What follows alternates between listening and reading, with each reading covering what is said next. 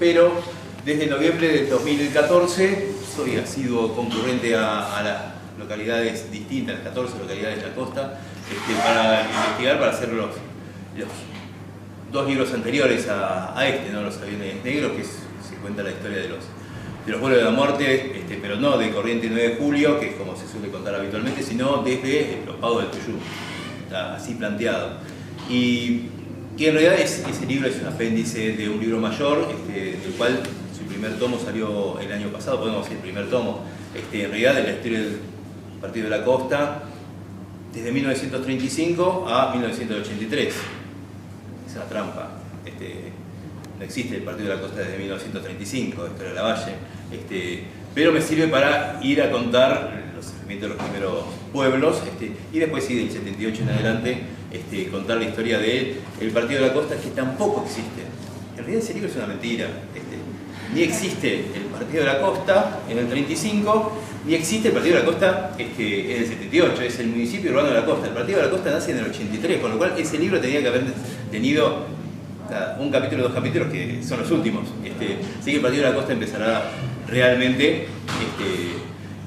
el próximo tomo, cuando cuente ya la instalación de la democracia, ya el Partido de la Costa como tal, ese engendro que se llama municipio urbano de la Costa, que lo inventa Saint-Jean, Milico, que junto con sus burócratas, tecnócratas, divide Lavalle poniendo una frontera natural, un asfalto, cuando no hay nada más artificial que un asfalto, con 2 kilómetros de ancho. La verdad, habla de la poca perspectiva urbanística que tenían los tipos. Bueno, y esos son por ahí trabajos planificados, investigados, y este año publicó Tierra de Sombras, que es un libro escrito en estado de emoción violenta, mucha calentura, y lo escribo en 15 días, y lo voy a explicar por qué en 15 días. Empiezo el lunes previo a la Pascua, es decir, cuando empieza Semana Santa.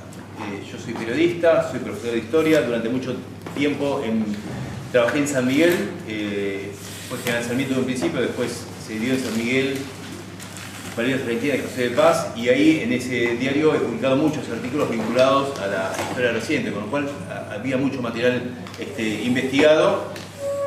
Desde 1996, que empezamos a publicar junto con otro amigo lo que encontráramos de la región. La región está al lado de Campo de Mayo, con lo cual tenemos mucho material vinculado a Campo de Mayo que se publica en esa época, y yo recuerdo de manera especial 2008, que es el último año que estuve en el diario, el último año que hice periodismo estrictamente, publiqué una serie de artículos porque profundicé muchas más algunas cosas que habían aflorado, porque fue un tiempo donde empezó a circular documentación. En la década del 90 era muy difícil publicar algo. Así que yo venía con una calentura desde noviembre del año pasado, cuando a través de un capricho sale un decreto de necesidad de urgencia, le dicen, pero es un capricho del presidente, de armar un parque nacional en Campo de Mayo.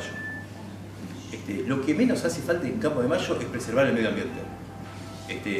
Ahí hay historia, hay memoria, hay huesos, que el equipo de antropología forense está esperando la orden judicial para empezar a escarbar.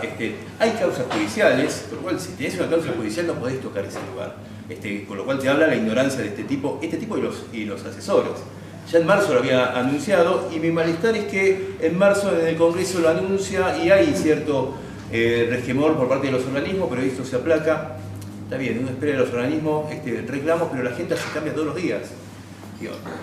La crisis, el desempleo, la inflación, la situación económica, y el año pasado, no nos olvidemos, nos dejó un regalito que él se va a morir, ustedes se van a morir, sus hijos se van a morir, pero el regalito, que es una bomba de tiempo que va a hacer estallar la Argentina periódicamente, se llama 57.000 millones de dólares, se llama FMI. Entonces eso diluye, con lo cual el reclamo que tendrían que haber hecho los organismos no fue tan fuerte. Lo cierto es que en noviembre el tipo cumple lo que anunció: voy a crear el Parque Nacional en Campo de Mayo, lo cumple y firma el decreto. Yo veía que no había tanta reacción, así que por distintas situaciones internas, familiares, laborales, venía acumulando calentura y mi manera de calmar esa calentura fue sacar este libro, recopilar esos artículos, seleccionar una cierta cantidad que lo podríamos redondear, ahora voy a decir de qué se trata este material, y darle una forma vinculada a Campo de Mayo. No me pongo a discutir con el ingeniero sobre Campo de Mayo, ni una cuestión técnica, sino que trato de dar elementos históricos, elementos de memoria para explicar elementos. Cualquier adolescente que lo leyera, que cualquier vecino que leyera, se diera cuenta que ese es un lugar que no puede ser un parque nacional. O sea, no discuto, sino que doy elementos.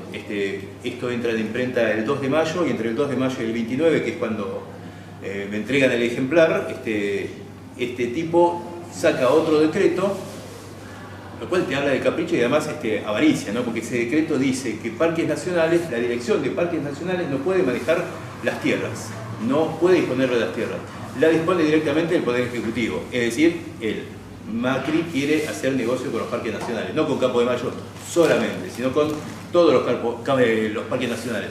Se sospecha que en Iguazú es donde quiere hacer una villa, la Villa Iguazú, hace rato viene, esto le permitiría, este decreto le permitiría, pero si hace, por ejemplo, un country en Campo de Mayo, a 20, 25 kilómetros de la capital, sería, solamente con 100 hectáreas, el country más caro de la Argentina. Flor de negocio, que además, yo pasé por ahí, por el frente, hoy, cuando venía para acá, sobre el Camino del Buen Aire, que es un camino que está uniendo dos accesos importantes, el acceso y la Panamericana. El Camino del Buen Aire, que además linda, va por el costado de Campo de Mayo, cuando pasa, termina Campo de Mayo y empiezan las barriadas de San Miguel, y después de Castelar, de Moreno, en la zona de San Miguel, más bien en la zona de Bellavista, es el distrito de San Miguel, pero es la localidad de Bellavista, su hermano ya tiene un country, ya hizo un negocio ahí. Es un negociado. Cuando fui periodista en la década de 90 hemos denunciado este negociado que hizo esta gente, esta familia, porque tomaron tierras supuestamente anegadizas que estaban pegadas al río Reconquista, que se inundaban. Este tipo las toma, no paga nada, las toma porque se inundaba. Entonces, si se inunda, nosotros venimos acá a hacer un proyecto, hacer el country. Buenos Aires Golf Club, que se dedica al golf y tiene una de las canchas de 18 hoyos más importantes del país.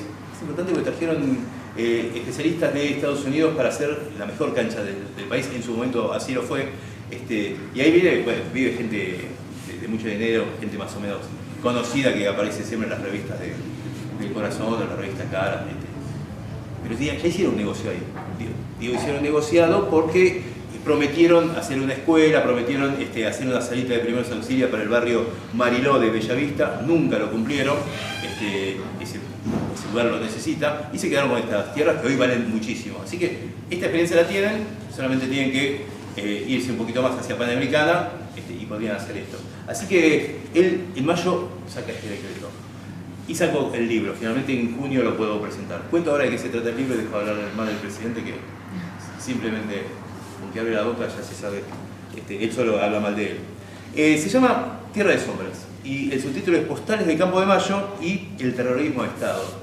¿Por qué postales? Cuando uno va a un parque nacional, ¿qué le manda a su familiar? Una postal. Listo, te mando las postales del genocidio, toma. Y mandó 16 postales, que tiene que ver con Campo de Mayo y la zona de influencia. No sé si alguien conoce, sabe, recorrió o escuchó hablar de Campo de Mayo.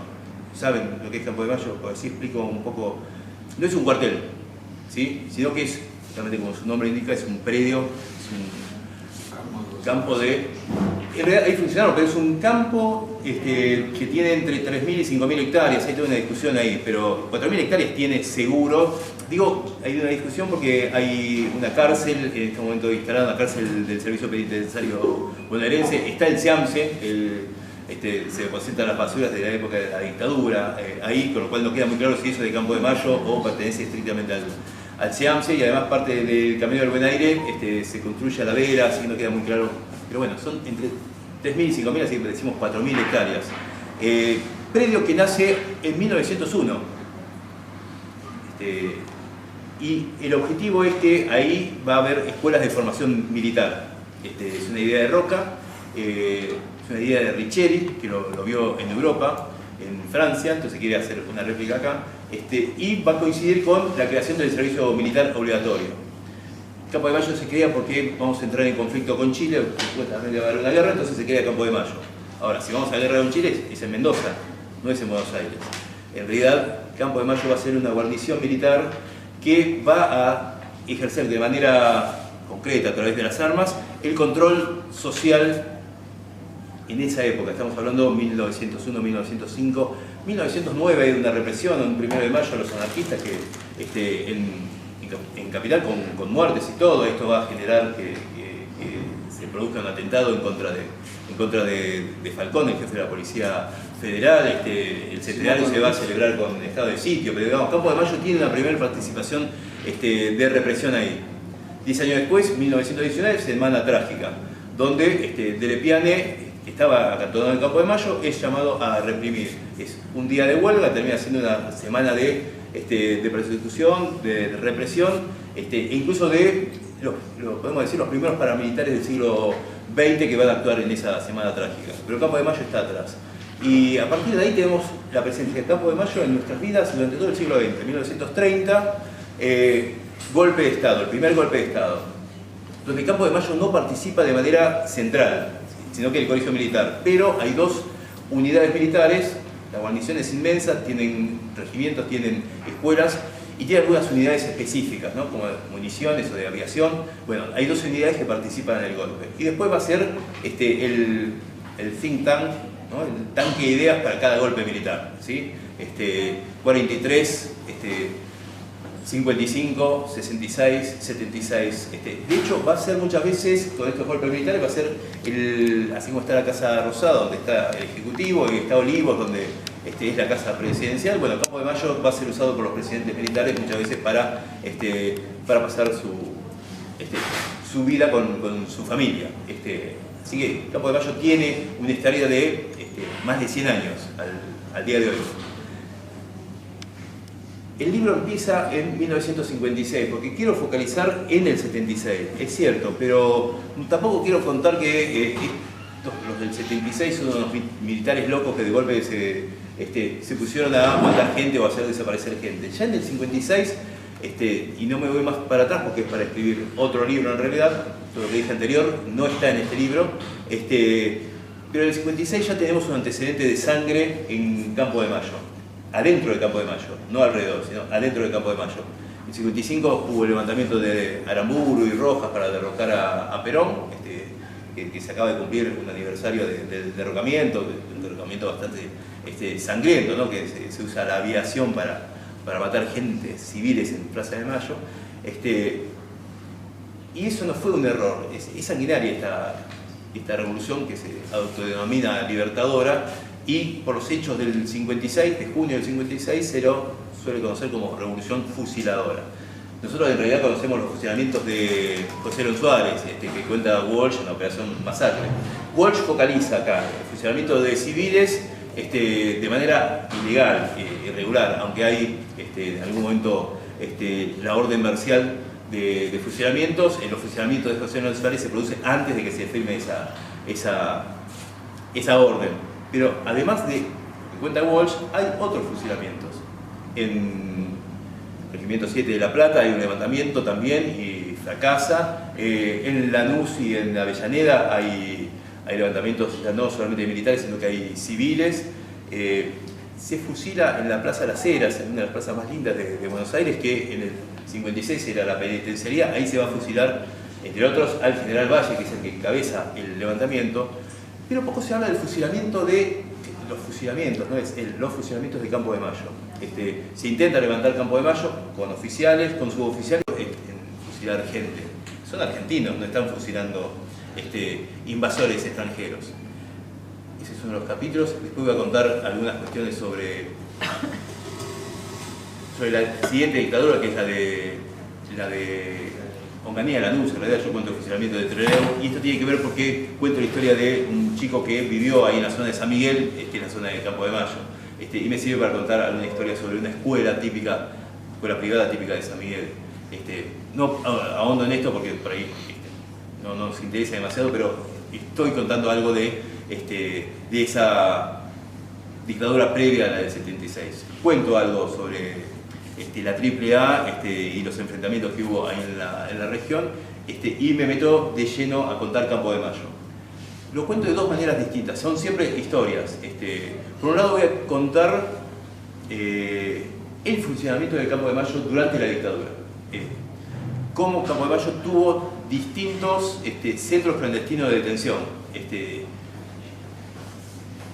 No ahondo, cada escuela está a cargo de un municipio, son 19 municipios alrededor de Campo de Mayo, son millones de personas, es el cordón industrial más importante que va desde la General Paz hasta San Nicolás, bueno, Zárate, Campana, digo, hay toda una línea de industrial importante, con lo cual hay muchos trabajadores, o sea, esa población es población fabril.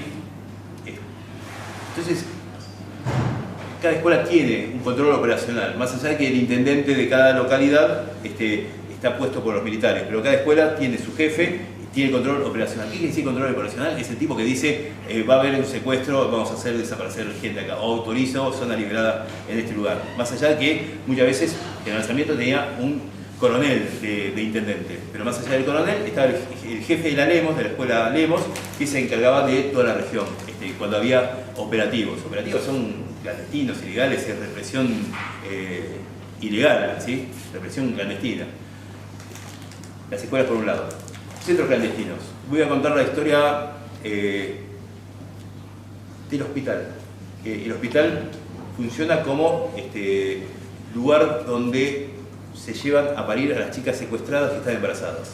Se las secuestra, se las mantiene durante un tiempo hasta que llegan a término y finalmente se las llevan al Hospital Militar de Campo de Mayo. Hay un hospital militar ahí que todo el mundo puede verlo porque Campo de Mayo es inmenso, pero es un sector donde se puede pasar. Así que es la ruta 8, uno puede entrar a Campo de Mayo para ir de San Martín a San Miguel. Entonces pasa por adentro del Campo de Mayo. Entonces al pasar ve distintas escuelas, ve incluso el Instituto de Comando, que es donde se maneja todo Campo de Mayo, bueno, hoy se ve la unidad de cascos azules, donde entrenan los que van a hacer misiones internacionales, en esa época no estaba, está la Cabral también ahí enfrente, y está el hospital militar, donde fundamentalmente en el área de epidemiología se hacía parir a las desaparecidas y una vez que tenían el bebé, se las trasladaba, que quiere decir se las mataba, muchas veces a través del vuelo de la muerte, y al bebé se entregaba a las familias a ver,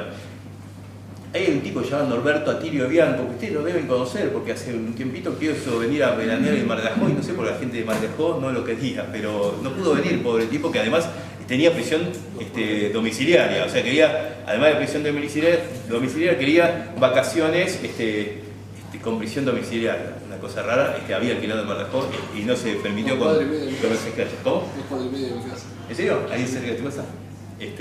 Bueno, hubo un scratch, había hecho también scratch de chocolate, ¿no? en Mar del Plata, y Bianco es uno de los tipos que además vive en Bellavista, es un médico traumatólogo, y además de ser médico traumatólogo, un militar, porque hizo la carrera profesional, es un militar y se encargaba de hacer el nexo entre el centro clandestino de detención más importante de Campo de Mayo, que es el Campito, ahora voy a contar algo de esto, y la maternidad.